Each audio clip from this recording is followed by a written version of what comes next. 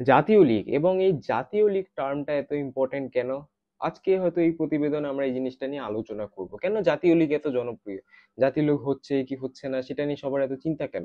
এবং এই জাতীয় লীগ কিন্তু সময় সাপেক্ষ অনেক ব্র্যান্ডে কিন্তু এবার নামটাই, জাতীয় লীগের নামটা কিন্তু অনেক ব্র্যান্ডের সাথে অ্যাসোসিয়েটেড হয়েছে এবং এটার নামও ইনফ্যাক্ট চেঞ্জ হয়েছে। যেরকম আজকে থেকে যদি 25 বছর আগের কথা বলি তাহলে এই জাতীয় লীগটাকে আমরা এনএফএল বলে জানতাম। তারপরে যদি জাতীয় লিগের কথা বলি সেটাকে আমরা আই লিগ বলতাম। এখন জাতীয় লিগকে আমরা আইএসএল বলি বা আইএসএল শিল্ড বলি, যেটা শিল্ড যেতে সেটাই এখন জাতীয় লিগ। এবং এই জাতীয় লিগটা সময় সাপেক্ষ পরপর পরপর অনেক বছর ধরে কিন্তু নানান নামে চেঞ্জ হয়েছে, কিন্তু জাতীয় লিগ হয়েছে। এই জিনিসটা কিন্তু আমাদেরকে সবাইকে মাথায় রাখতে হবে। মোহনবাগান 7বার জাতীয় লিগ জিতেছে, ইস্ট বেঙ্গল 3বার লিগ জিতেছে, মুম্বাই সিটি এফসি 2বার জিতেছে, ডেম্পো 5বার জিতেছে। কিন্তু প্রত্যেক বছর কেউ না কেউ জাতীয় লিগ জিতেছে। এই জিনিসটা খুব রেয়ার যে 98 সালের পরে জাতীয় লিগ হয়নি, এই জিনিসটা কিন্তু খুব রেয়ার। মানে ইনফ্যাক্ট করোনা হওয়ার সত্ত্বেও কিন্তু জাতীয় লিগও হয়েছিল। বাট আমরা এখন 2025-এ দাঁড়িয়ে আছি এবং 2025-এ জিনিসপত্র এরকমই বলতে পারেন টালমাটাল অবস্থায় আছে, যা খুশি হয়ে যাচ্ছে, অনেক দুর্ঘটনা হচ্ছে বা জোকস অ্যাপার্ট। বাট হ্যাঁ, জাতীয় লিগ এইবার হচ্ছে না, বা হলেও হওয়ার চেষ্টা হলেও কিন্তু হচ্ছে না। এই জিনিসটা নিয়ে আমাদেরকে জিনিসটা ভাবাচ্ছে কোথাও না কোথাও। এবং এই জাতীয় লিগ এত ইম্পর্টেন্ট কেন? কারণ প্রথমত এই জাতীয় লিগ একটা টাইমে কিন্তু করাতো ফেডারেশন, এআইএফএফ করাতো। এবং 2010 সালে একটা এমআরএ এগ্রিমেন্ট সাইন হয়, যেখানে রিলায়েন্সের সাথে ভারতীয় ফুটবল বা এআইএফএফ একটা চুক্তি করে। এই ভারতীয় ফুটবলে একটা নবীকরণ হবে, ভালোভাবে টেলিকাস্ট করা হবে, লিগ স্ট্রাকচারটা ভালো হবে এবং মেন অবজেক্টিভ ছিল যাতে যেই পপুলেশনটা আছে, যে জনসংখ্যা আছে, তারা যাতে ফুটবলে অ্যাট্রাক্টেড হয়। ফুটবলটাও যেরকম আইপিএল এর মতো একটা ধুমধাম করে সেলিব্রেট করা হবে, ফুটবলটাকে একটা ভালো জায়গায় নিয়ে যাওয়ার জন্য কিন্তু এই এমআরএ এগ্রিমেন্ট সাইন করা হয়েছিল। এবং সেরকম 2014 সাল থেকে আইএসএল শুরু হয়, সেখানে আই লিগও সাইমultaneously চলে। আই লিগই মেন লিগ ছিল, দেশের জাতীয় লিগ ছিল, কিন্তু আইএসএলটাও একটা মশালা লিগ টাইপের বা একটা মার্কি লিগ টাইপের। মার্কি প্লেয়াররা খেলবে, বড় বড় প্লেয়াররা খেলবে এবং একটা আকর্ষণ আনবে। এই জিনিসটা ভেবেই কিন্তু এই এমআরএ এগ্রিমেন্ট সাইন করা হয়েছিল। এবং সে মতো 2014 সাল থেকে আইএসএল শুরু হয়, অনেক বড় বড় প্লেয়াররা খেলে, সেরকম ভাবে স্পটলাইট পায় এবং প্রচন্ড পপুলার আমাদের সকলের মধ্যে। যে আইএসএল এর যে শুরুর বছরগুলো ছিল কতটা পপুলার ছিল, সবকিছু কিন্তু একদম ঠিক যাচ্ছিল। এবং একটা টাইমের পরে আই লিগটাকে সেকেন্ড ডিভিশন করে আইএসএলটাকে ফার্স্ট ডিভিশন করা হলো। সব ভালো চলছিল, ভালোই চলছিল আপাতত। 2020, 21, 22 সালটা এই সিজনগুলো করোনাতে একটু এফেক্টেড থাকলো, তারপরে কিন্তু মোটামুটি আইএসএল চলছিল। বাট ভারতীয় ফুটবলের মানচিত্রে কোনো কিছুই স্টেবল থাকে না, আমরা জানি। এবং 2014-র পরে মোটামুটি 10 বছর পর নতুন করে কিন্তু যে এই একটা চুক্তি হয়েছিল, এমআরএ এগ্রিমেন্ট হয়েছিল, এইটা একটা নতুন এগ্রিমেন্ট করতে হতো। মানে এগ্রিমেন্টটা এক্সপায়ার হয়ে গেছিল, এরপর নতুন করে একটা এগ্রিমেন্ট হবে যে যারা এই ভারতীয় ফুটবলের যে কমার্শিয়াল রাইট আছে, বা ভারতীয়, শুধু ভারতীয় ফুটবল না, শুধু আমি যদি ইন্ডিয়ান সুপার লিগ কথা বলি, সেটার একটা যে কমার্শিয়াল রাইটস আছে, সেটা আবার নতুন করে সাইন করা হবে এবং কোনো একটা কোম্পানিকে দেওয়া হবে, যারা এই কমার্শিয়াল রাইটস হোক, তারপর মার্কেটিং হোক, সবকিছু দেখবে এবং লিগটাকে প্রমোট করবে। তো আজকে আমরা সেটা নিয়েই কথা বলবো। নমস্কার দর্শক বন্ধুরা, আমি সোমনাথ এবং আপনারা দেখছেন রেফ স্পোর্টস বাংলার ইউটিউব চ্যানেল। এবং আজকে আমরা এই জিনিসটাই আলোচনা করতে যাবো যে নতুন টেন্ডার হয়েছে, যে নতুন টেন্ডার এআইএফএফ দিয়েছে প্রত্যেকটা কোম্পানিকে। সেই টেন্ডারটা দেখে লোকজন বিড করবে, কোম্পানি বিড করবে এবং এই যে আইএসএল আছে, এই আইএসএল টেন্ডারটা অ্যাকোয়ার করবে। কিন্তু এই টেন্ডার কবে থেকে এই ডিসকাশন হয়েছিল, বা টেন্ডারে টেন্ডারে কি কি আছে, যাবতীয় কি কি জানতে হবে আপনাদের, যে ভারতীয় ফুটবলে, সোজা কথা, ভারতীয় ফুটবলে আইএসএলটা স্টার্ট হচ্ছে না কেন, সেটা কারণটা কি, এটাই বিস্তারিত একটা সহজ ভাষায় এটা বলার চেষ্টা করব আপনাদেরকে। প্রথমত, যে 10 বছর হয়ে গেছিল কমপ্লিট, কন্ট্রাক্ট এক্সপায়ার হয়েছিল এবং নতুন একটা কন্ট্রাক্ট সাইন করা দরকার ছিল এআইএফএফ এবং এফএসডিএল এর মধ্যে। 10 বছর এফএসডিএল খুব ভালোভাবে কাজ করেছে, লিগ টপ ক্লাস ভাবে হয়েছে। শুধু আইএসএল না, তার সাথে সাথে আরএফডিএল হোক, নেক্সট জেন কাপ হোক, বিভিন্ন গ্রাসরুট জায়গায় কিন্তু এফএসডিএল অনেক কাজ করেছে, এটা আমাদেরকে মানতেই হবে। কিন্তু এরপর 2025 থেকে কি হবে সেটার কিন্তু ডিসকাশন শুরু হয়ে গেছে 2024 সালের নভেম্বর মাস থেকে।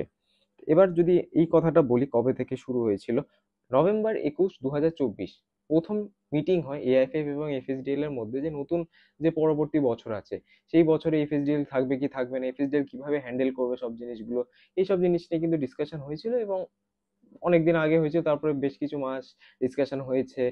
এফএসডিএল খুব একটা সহমত ছিল না, এফএসডিএল খুব একটা খুশি ছিল না এই এফএ প্রপোজাল নিয়ে। কারণ এবং আফটার অল 2025-এর এই জাস্ট আগের মাসে, 2025 15 অক্টোবর কিন্তু একটা টেন্ডার রিলিজ করার কথা ছিল এআইএফএফ এর, সুপ্রিম কোর্টের সাথে ডিসকাশন করে সমস্ত এআইএফএফ কনস্টিটিউশন বানানো হয়েছে এবং অনেক কিছু জিনিস অ্যাড করা হয়েছে। যাই হোক 2025 অক্টোবরের যদি কথা বলি, তখন একটা টেন্ডার লঞ্চ করার কথা ছিল এআইএফএফ, কিন্তু সেটা আগেন হয়নি, তার পরের দিন হয়েছে 2025 16 অক্টোবর, জাস্ট একদিন পর টেন্ডার রিলিজ করেছিল। এবং এই টেন্ডারে কি কি ছিল, এবং এই টেন্ডারে এমন এমন জিনিস ছিল যেগুলো এফএসডিএল এর যে ইন্টারেস্ট আছে সেটা কোথাও না কোথাও হ্যাম্পার করে। এফএসডিএল টাকা ঢালবে ইন্ডিয়ান ফুটবলে, এটা ওরা জানতোই, লস হবে এটা ওরা জানতো, বাট আগেন কিছু কয়েকটা জিনিস ছিল যেটা এফএসডিএল মানতো না, এবং সেই জিনিসটা এএফএ করতো না বলে এফএসডিএল টাকাটা দিয়েছে এত বছর বা 10 বছর যদি কথা বলি। বাট কনস্টিটিউশন চেঞ্জ হওয়াতে কিন্তু কিছু জিনিস অ্যাড হয়েছে কনস্টিটিউশনে, যেরকম no promotion and relegation in ISL. এটা কিন্তু এফএসডিএল চাইতো যে কোনো প্রমোশন হয়তো হবে, টিমস বাড়বে, 20টা টিমের কাছাকাছি যাবে, কিন্তু কোনো রেলিগেশন হবে না, এটা এফএসডিএল চাইতো। কিন্তু কনস্টিটিউশনে দেওয়া হয়েছে যে প্রমোশন অ্যান্ড রেলিগেশন দুটোই কিন্তু হবে, যেরকম আই লিগেও হয়ে থাকে। তো এইটা কিন্তু এফএসডিএল এর সরাসরি একটা আপত্তি ছিল যে না, যতদিন একটা ফিক্স নাম্বার অফ টিমস না থাকে জাতীয় লিগে, ধরুন 20টা team for example, English Premier League যেটা হয় 20টা টিম হবে, তারপরে হয়তো তারপরে পরে দেখা যাবে রেলিগেশনের ব্যাপার, কিন্তু আপাতত রেলিগেশন তারা চাইতো না।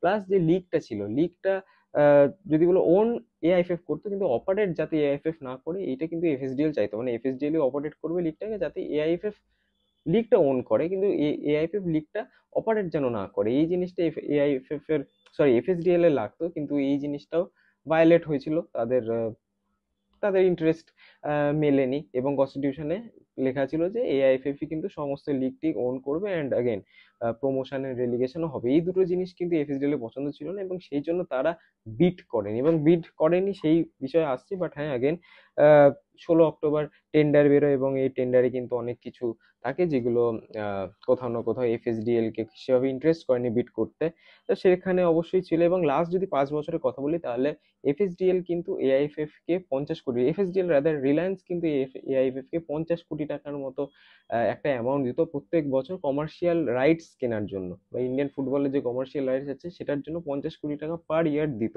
লাস্ট 5 বছর ধরে। এবার যে নতুন টেন্ডার আছে সেখানে কিন্তু মেনশন করা আছে যে 37.5 কোটি টাকা দিতে হবে, যে কোনো যারা বিট করবে তাদেরকে দিতে হবে এআইএফএফ কে, just for the commercial rights of the Indian Super League. Indian Super লিগটাকে টেলিকাস্ট করার জন্য, ওটার সাথে আহ, বলতে পারেন টেলিকাস্ট মার্কেটিং সবকিছু করার জন্য কিন্তু যে কমার্শিয়াল রাইটসটা দরকার, জাস্ট আইএসএল এর কমার্শিয়াল রাইটস এর জন্য 37.5 কোটি টাকা আহ, লাগতো। এবং বাকি এটাও প্রশ্ন হচ্ছে যে বাকি লিগগুলো কি হবে, কারণ এই 50 কোটি টাকা এএফএ পেতো এফএসডিএল এর থেকে, সেখান থেকেই ওরা ওই আই লিগ অর্গানাইজ করাতো বা আইডব্লিউ অর্গানাইজ করতো, এবং জাতীয় লিগ, বাকি যে যাবতীয় লিগ আছে সেগুলো অর্গানাইজ করাতো। বাট অ্যাগেন এটা জাস্ট ফর ইয়ে দিয়েছে, জাস্ট ফর আইএসএল এর দিয়েছে। এবং যে বাকি কথাগুলো আছে, 15 বছরের একটা টেনিয়র হবে, টেন্ডারেই লেখা আছে যে আজকে সাইন যদি হয় 2025-এ, তার 2040 অব্দি এটা ভ্যালিড থাকবে। আগেন রেলিগেশন প্রমোশন গ্রান্টেড করা আছে কনস্টিটিউশন থেকে, যে রেলিগেশন আর প্রমোশন থাকবে, প্রমোশন নিয়ে অসুবিধা নেই, রেলিগেশনটা থাকবে। এবং যে প্রত্যেকটা যে ওজি আইএসএল এর টিমস আছে, ধরুন 8টা যে টিমস আছে যারা একদম ফার্স্ট থেকে আছে, 2014 থেকে আছে, চেন্নাই, মুম্বাই, গোয়া, আরো যারা আছে আপনারা জানেন, এবং যারা নতুন টিমস আছে, ইস্ট বেঙ্গল আছে সেখানে, মোহনবাগানের জিনিসটা যেহেতু এটিকে লাইসেন্স দিয়ে চলছে, সেই জিনিসটা ওই জন্য মোহনবাগানকে পুরোনো ক্লাবেই ধরা হবে। কিন্তু হ্যাঁ, ইস্ট বেঙ্গল হোক, পাঞ্জাব হোক, মোহামেডান হোক, যারা নতুন ক্লাব, ওজি আইএসএল ক্লাবস না, যারা ওজি আইএসএল ক্লাব, তাদের কিন্তু 10% of the total revenue earned এটা দিতে হবে। মানে ধরুন যদি একটা আইএসএল ক্লাব এক বছরে 50 কোটি টাকা ইনকাম করে, স্পন্সরশিপ হোক সবকিছু থেকে 50 কোটি টাকা আর্ন করে, তাহলে তার 10% দিতে হবে, মানে 5 কোটি টাকা দিতে হবে এআইএফএফ কে। এটা একটা ফিস টাইপের বলতে পারেন, আলাদা করে কোনো সাচ ইয়ে ফিস নেই, ফ্র্যাঞ্চাইজ ফি নেই, বাট এটা দিতে হবে। এবং যারা নতুন আইএসএল ক্লাব, যেরকমটা বললাম পাঞ্জাব, ইস্ট বেঙ্গল, নতুন যারা ইন্টারকাশি কোয়ালিফাই করলো, তাদেরকে 20% দিতে হবে, মানে 50 কোটি টাকা যদি তারা ইনকাম করে, তাহলে 10 কোটি টাকা তাদেরকে দিতে হবে। তো এই জিনিসটা কোথাও না কোথাও হ্যাম্পার করছে ইকোসিস্টেমকে, যে ইন্ডিয়ান ফুটবল ইকোসিস্টেম আছে, এফএসডিএল মনে করছে যে এই জিনিসটা হ্যাম্পার করছে। শুধু এফএসডিএল না, প্রত্যেকটা কোম্পানি মনে করছে বলে আজকে একটাও বিট পড়েনি এই ইন্ডিয়ান ফুটবলের রাইটস এর জন্য, কমার্শিয়াল রাইটস এর জন্য। এবং একটা যদি সমীকরণ আপনাদেরকে বলি, তাহলে লাস্ট যে কিছু বছর, 10 বছর ইন্ডিয়ান ফুটবলে যা যাবতীয় খরচ হয়েছে বা যাবতীয় ইকোসিস্টেমে যেসব প্লেয়ার ছিল, সেখানে এফএসডিএল ছিল, নানান ক্লাব ছিল, সবাই ছিল, তাদের কিন্তু অল ওভার 5,000 কোটি টাকার মতো লস হয়েছে লাস্ট 15 ইয়ার্সে।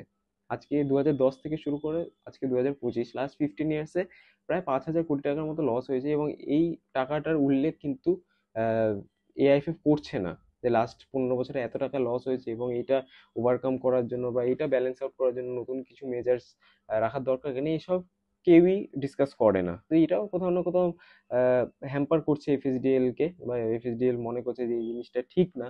তো কোথাও না কোথাও এই জিনিসটা কিন্তু একটুখানি প্রবলেমেটিক আছে, এবং দেখা যাক কি হয়। এবং সবকিছু কথা আমরা বললাম, কিন্তু আজকে হয়তো, আজকে না, দুদিন আগে 5ই নভেম্বর সেটা কিন্তু লাস্ট ডেট ছিল বিডিং করার জন্য, এবং সেই লাস্ট ডেটেও কেউ বিডিং করেনি। 2 দিন এক্সটেন্ড করা হলো 7 নভেম্বর অবধি, এবং আজকে পর্যন্ত যতক্ষণ এই ভিডিওটা রেকর্ড করছি কেউই কিন্তু বিট করেনি। এবং এটাই কিন্তু একটা বলতে পারেন যে সবার মধ্যে একটা কনফিউশন আছে যে আদৌ জাতীয় লিগ হবে কিনা, আইএসএল হবে কিনা। এবং অবশ্যই 25 বছরের মধ্যে হয়তো প্রথমবার হচ্ছে যে জাতীয় লিগ নিয়ে একটা ডিলেমা চলছে, জাতীয় লিগ আদৌ হবে কিনা। বাট আমাদের মনে হয় যে জাতীয় লিগ হবে। এফএসডিএলই কোথাও না কোথাও সবকিছু মান্যতা দিয়ে, সবকিছু অ্যাডজাস্টমেন্ট করে বিট করবে, অ্যান্ড আফটার অল বিটটা জিতবে। কিন্তু এখন এআইএফএফ এর উপরেই পুরো প্রেশারটা, তাদেরকে কিন্তু একটা বিডার খুঁজতে হবে। কারণ কোনো যদি বিডারই না থাকে, তাহলে সেই রাইটসটা নেবে কারা, বা তারা, বা কোন কোম্পানি এই লিগটাকে চালাবে।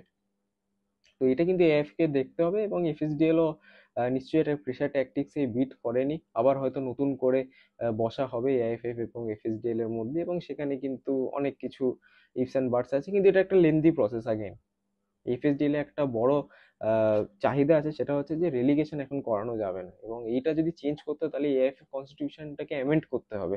এবং এই অ্যামেন্ডমেন্টটা কিন্তু একমাত্র সুপ্রিম কোর্টই করতে পারে। এবং জানেন এসব যে প্রসেসটা হবে, এই প্রসেসটা কিন্তু একটা লেন্দি প্রসেস অবভিয়াসলি হবে।